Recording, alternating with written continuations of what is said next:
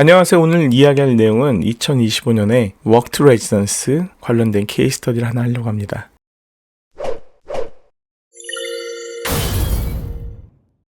뉴질랜드 이민을 위해서 가장 많은 신청자들이 신청 가능한 기술 이민을 제외하고 Work to Residence라는 그 과정이 있습니다. 말 그대로 뉴질랜드에서 일을 하고 그 일을 통해서 영주권을 받는다라는 그런 컨셉의 영주권 비자인데요. 기술민과 거의 동일하긴 합니다. 하지만 약간 좀 다른 부분이 있기 때문에 오늘 또 한번 이 부분에 대해서 설명해 드리도록 하겠습니다.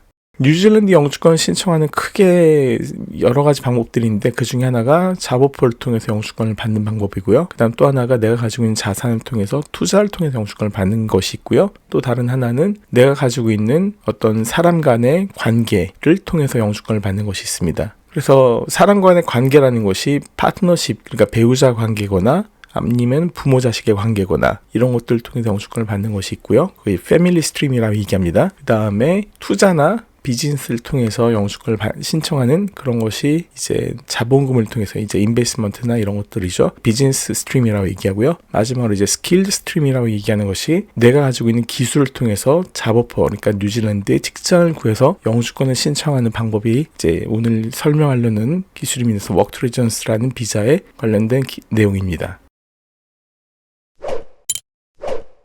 이 잡업포를 통해서 영주권 신청하는 것이 크게 기술 이민이 있고요. 스킬드 마이너티브를 했고요. 그 다음에 그린 리스트라는 잡업포를 통해서 그러니까 뉴질랜드에서 어떤 특정 직업군에 어떤 우선순위를 주는 것이죠. 그걸 통해서 영주권을 신청하는 것이 있고요. 지금 오늘 설명하려는 것이 이제 워크 투 레지던스에서 그 케어기버라는 잡과 트랜스포트라는 잡에서 이제 그러니까 케어기버라는 것이 뉴질랜드 의료 시스템에서 간호조무사나 아니면 요양관리사라던가 이런 것들이죠. 한국말은 좀 이제 그렇게 해석이 되는데요. 근데 여기서는 케어기버라고 얘기합니다. 그래서 그런 메디컬 보조 인력을 통해서 영주권을 받는 그런 직업군이 있고요. 또 하나가 이제 트랜스포트, 그러니까 뉴질랜드에서 운송과 관련된, 그래서 버스 드라이버라던가 트럭 드라이버 아니면 배와 관련된 쉽 마스터나 쉽데크 이런 것들을 통해서 영주권을 받는 그런 작업포들이 있습니다. 미리 말씀을 드리는데 트럭 드라이버나 아니면 버스 드라이버를 통해서 아니면 탱크 토바 그 드라이버라는 것도 있거든요. 그런 것들이 있는데 그런 것들이 이제 영주권 리스트에서 제외가 되었습니다. 지금 현재 그 작업포를 가지고서 일하는 사람들은 영주권을 신청할 수가 있긴 한데요. 새로 다시 이제 들어오는 분들은 그런 작업포를 통해서 영주권 신청 불가능합니다.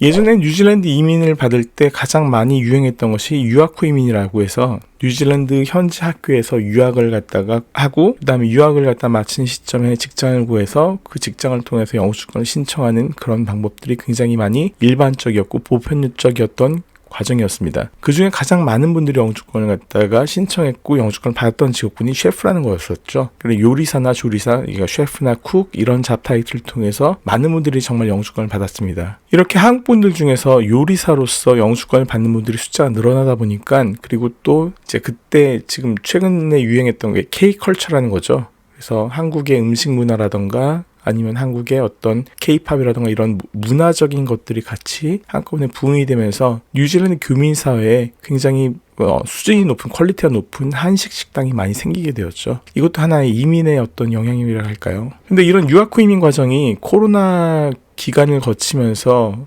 유학 시장과 뉴질랜드 이민 시장이 다시 재편이 되면서 이제 유학 후 이민이라는 단어 자체가 거의 없어지다시피 하게 된 거죠. 가장 큰 이유는 더 이상 셰프를 통해서 영주권을 신청하는 것이 그렇게 쉽지가 않기 때문이죠. 물론 여전히 이제 그 요리사를 통해서 영주권을 받을 수는 있습니다. 그런데 요리사로서 영주권을 받기 위해 가장 힘든 부분이 뭐냐면은 바로 직장을 구하는데 그 직장에서 미디언 시급 이상을 받는 것이 가장 힘든 부분이죠. 가장 큰 이유는 뭐냐면은 전 세계가 동일하게 호스피탈리티 관련된, 그러니까 요식업 관련된 직장들이 시급이 이렇게 높지가 않습니다. 그렇다고 연봉이 낮은 건 아니에요. 왜냐하면 일하는 시간이 상당히 길거든요. 보통 짧게 일하시는 분이 주당 45시간, 일반적으로 보통 50시간 일하는 분도 꽤 많이 있고요. 이렇게 일하는 근무 시간이 높다 보니까 그만큼 연봉은 많아지는데 그때 대신에 시급은 다른 데에 비해서 상대적으로 조금 낮을 수밖에 없는 것이죠. 그래서 그 셰프 중에서 미디언 샐러리 이상을 받는 셰프는 보통 호텔이나 이런 좀 큰 레스토랑이나 아니면 파인다인 레스토랑에서, 규모가 큰 파인다인 레스토랑에서 수셰프나 아니면 그 이상의 직급에 해당하는 셰프들만 그 정도 연봉을 받을 수가 있는 것이죠. 근데 대부분의 이제 그 요식업계에서 일하는 셰프들의 이제 그 인력 구조가 피라미드식인 건 어쩔 수가 없습니다. 왜냐면 헤드 셰프나 마스터 셰프는 거의 한 명일 수밖에 없고요. 그리고 그 아래에 이제 수셰프들이 몇 명이 있을 수 있고, 그 다음에 밑에 데미 셰프,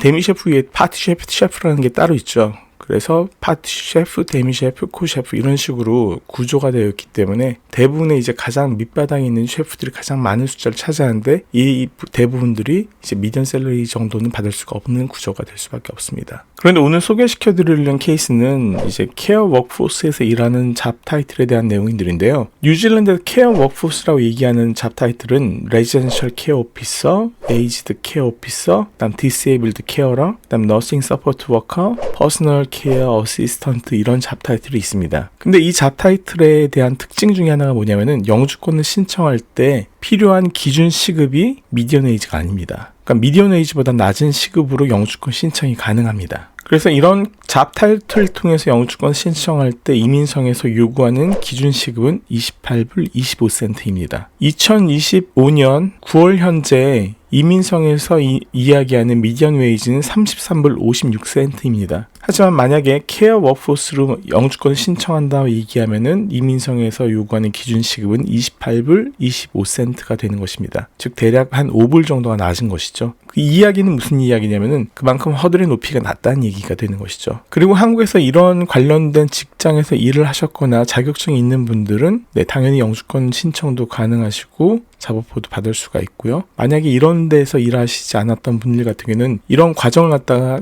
그 공부하는 유학 후 이민 과정이 있습니다. 그래서 1년이나 혹은 2년짜리 과정을 통해서 학력을 갖다 먼저 만드시고, 그다음에 이쪽 분야에서 일을 갖다 찾으셔가지고 영주권을 갖다 신청하는 것도 하나의 방법이 될 수가 있는 것이죠. 그리고 다시 한번 이야기하면은 이민성에서 이야기하는 케어 워크포스에 대한 잡 타이틀은 여러 가지가 있지만 일반적으로 가장 많은 분들이 신청할 수 있는 잡 타이틀이 레지던셜 케어 오피서, 에이지드 혹은 디세이블드 케어러, 너싱 서포트 워커, 퍼스널 케어 어시스턴트, 이런 것들이 있습니다. 그리고 케어 워크포스로 영주권을 신청하기 위해서는 반드시 잡 오퍼를 받으시고 나서 해당 회사에서 24개월 이상을 근무를 하셔야 됩니다. 그러니까 영주권을 신청하기 위해서 잡 오퍼를 받고 2년을 갖다 근무하신 이후에 영주권 신청이 가능하신 것이죠. 그리고 기간마다 영주권을 신청하기 위해서 인정되는 경력을 갖다 쌓기 위해서는 2021년 9월 29일부터 2020년 6월 30일까지 기간에서는 27불 이상을 받으면 되고요. 그 다음에 2022년 7월 1일 이후로는 28불 25센트 이상을 받으면은 그 기간은 영주권을 신청할 수 있는 경력 기간으로 인정이 됩니다. 그런데 이 시급도 크게 별로 신경을 쓰지 않으셔도 되는 것이,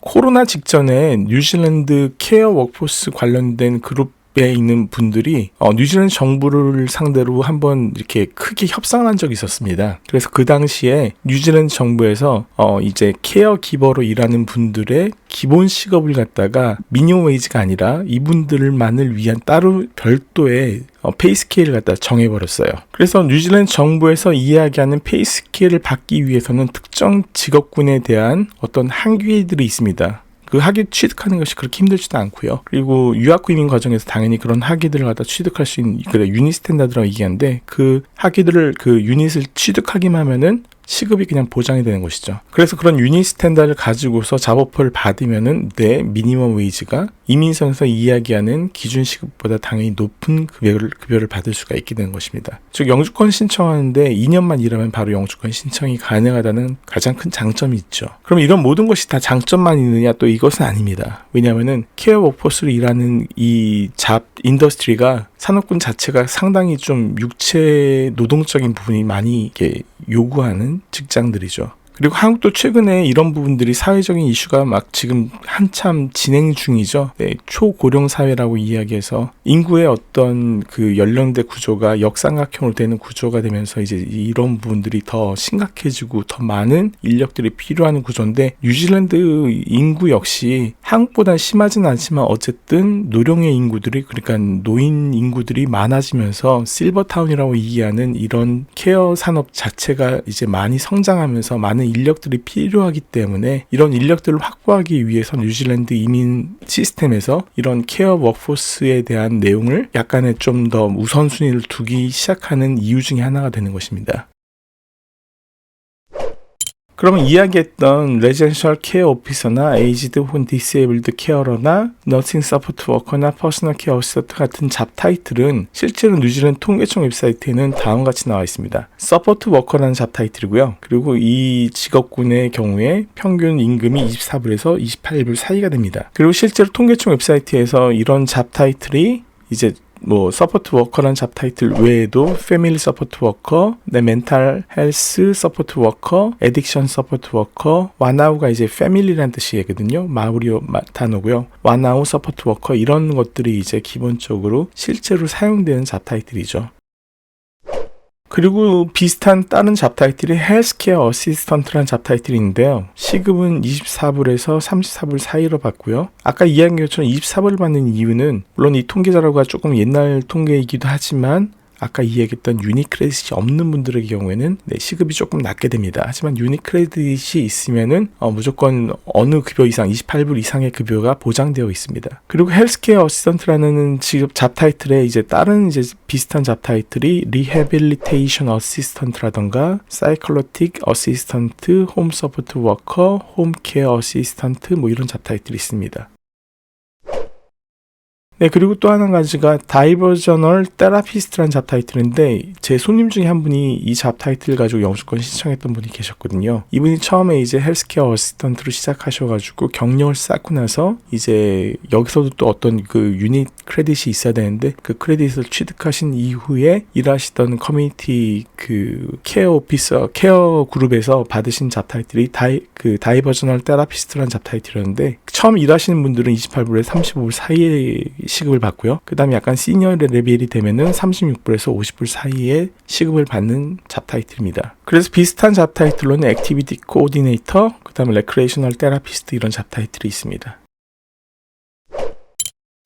그래서 이런 케어 워크포스로 일하는 경우에는 경력이 굉장히 중요한데, 내가 일하는 시점에서 28불 25 이상을 받아야 하고요. 그다음 영주권 신청할 때도 28불 25 이상을 받아야만 합니다. 물론 이것은 나중에 또 이민법이 바뀌면은 급여가 조금 올라갈 수 있는데, 이 부분도 별로 크게 걱정할 것이 없는 것이, 이민법이 바뀌기 전에 뉴질랜드 정부에서 먼저 케어 워크포스에 대한 그 전체적인 그 급여를 갖다 다 올릴 것이기 때문에 크게 그렇게 염려하지 않으셔도 되죠. 그리고 실제로 만약에 2년 동안 일하는데 내 급여가 28불 25라고 얘기하면 조금 이거는 뉴질랜드 삶이 좀 힘들어질 수가 있습니다. 경력이 2년 이상 있으면은 기준 시급을 받는 것 자체가 좀 문제가 될 수가 있습니다. 왜냐하면은 내 경력이 있기 때문에 내 시급은 미디언 웨이지 이상 그 정도에 근접할 수밖에 없게 됩니다. 그리고 케어 워크포스라는 잡타이틀에서 이제 한 가지 특징 중에 하나가 잔업수당이 은근히 많습니다. 이게 좋을 수도 있고 나쁠 수도 있는데, 어떤 분들은 이걸 또 되게 좋아하시더라고요. 왜냐하면 그분의 성향과 어떤 라이프 스타일이나 이런 것들이 맞으면은 밤에 일하시는 걸 좋아하시는 분들 꽤 되십니다. 왜냐하면 나이트 시프트라고 얘기하는데, 이때는 어떤 일반적인 루틴은 거의 없고 어떤 이머전시 시츄에이션에 대해서만, 응급 상황에 대해서 내가 대처만 할 수가 있다면은 상당히 괜찮다고 얘기하시더라고요. 그리고 나이트 시프트 일하면은 보통 시급의 1.5배나 1.25배 정도 붙기 때문에 그만큼 또 보조수당이 붙는 것이죠. 그래서 내 월급이 더 많아지는 것이기 때문에 그럴 수도 있는 것입니다. 이렇게 케어 워크포스로 잡타이틀로 잡업을 받아서 2년 동안 일한 이후에 영주권을 신청하기 위해서는 필요한 것들이 몇 가지가 있죠. 첫 번째가 나이가 55세 미만이어야 되고요. 그 다음에 일하고 나서 24개월 이상이 되어야 되고요. 그 24개월 기간에는 아까 얘기했던 기준 급여 이상의 시급을 받아야지만이 인정이 되고요. 그리고 마지막으로 IELTS 6.5 이상의 점수가 있어야 됩니다.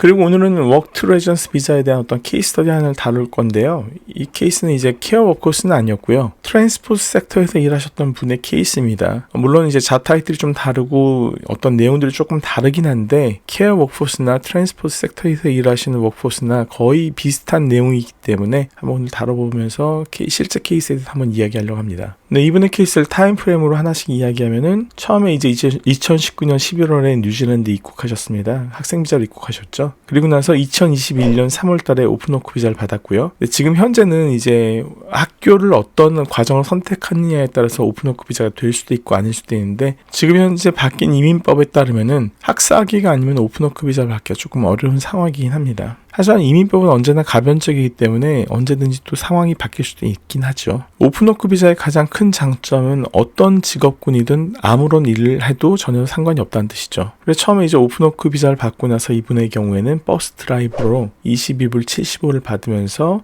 3.6개월 정도를 근무를 합니다. 그러다 특이하게도 케어기버로서 다시 3개월 동안 일하면서 20불을 받고요. 그러다 시급이 너무 낮아서 그런지 다시 트럭 드라이버로 직업군을 갖다가 운전 쪽으로 이제 트랜스포트 섹터로 다시 바꿔서 시급 25불로 2.6개월을 일합니다. 이렇게 트럭 드라이버로 일하다가 새로운 작업포 기회가 생겨가지고 미디언 웨이지 이상의 작업포를 준다는 회사로 옮겨가지고 트럭 드라이버로 18.9개월까지 영주권 신청 전에 일을 하게 됩니다. 그리고 트럭 드라이버로서 미디언 웨이지 이상을 받았기 때문에 업그레이드 인플로이 워크 비자 당연히 신청이 가능했고요. 그래서 2023년 1월 달에 3년짜리 업그레이드 인플로이 워크 비자를 받고요. 그리고 본인이 2년 이상을 갖다 일했다고 생각하는 시점에 2024년 2월 5일에 영주권을 신청하게 됩니다. 그래서 영주권 신청하는 그 시점으로 30개월을 갖다가 역산으로 계산해서 그래서 2024년 2월 5일부터 2021년 8월 5일까지 30개월 기간 동안에 24개월 그러니까 2년 이상을 일하면은 경력으로 인정이 되는 것입니다. 그래서 영주권을 신청할 수가 있게 되는 것이죠.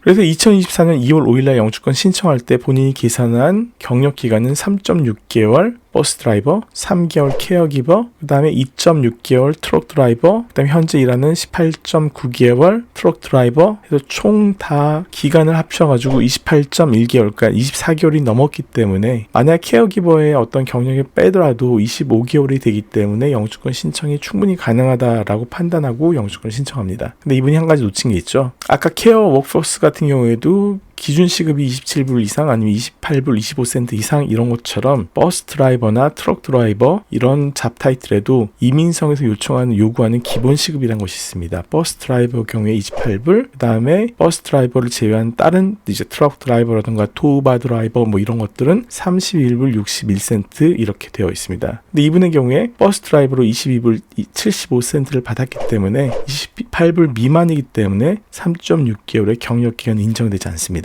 그 다음에 케어기버도 당연히 경력기간 인정할 수가 없는 것이죠. 그리고 트럭 드라이버로서는 32불 61센트 이상을 받아야지만 경력기간이 인정이 되기 때문에 25불을 받았던 트럭 드라이버의 2.6개월도 경력기간이 인정이 되지 않습니다. 하지만 18.9개월의 경력은 트럭 드라이버로서의 경력은 미디엄 웨이지 이상이기 때문에 8.9개월은 인정이 됩니다. 그래서 28.1개월의 경력이 아니라 18.9개월의 경력만 가지고 있기 때문에 영주권을 신청하기 위한 24개월의 경력에 미달했기 때문에 2024년 6월 달에 영주권이 기각이 되는 것이죠.